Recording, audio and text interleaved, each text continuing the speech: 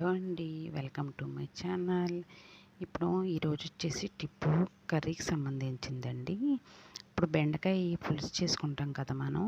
ఆ బెండకాయ పులుసు చేసుకున్నప్పుడు ఏమవుతుందంటే జిగురుగా వచ్చేస్తాయండి బెండకాయలు. పులుసులోకి వేసినప్పుడు టమాటా వేస్తే ఇంకా జిగురుగా వచ్చేస్తాయి కదా.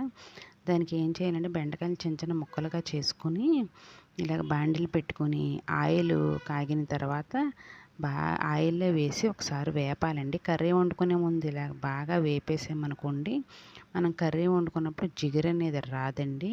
ఒకసారి ఈ టిప్పు ట్రై చేయండి ఫ్రెండ్స్, చాలా బాగుంటుంది. మనకి జిగురు లేకుండా కర్రీ కూడా చాలా టేస్ట్గా వస్తుంది. నేను రోజు ఎప్పుడు కర్రీ చేసినా ఇలాగే చేస్తాను ఫ్రెండ్స్.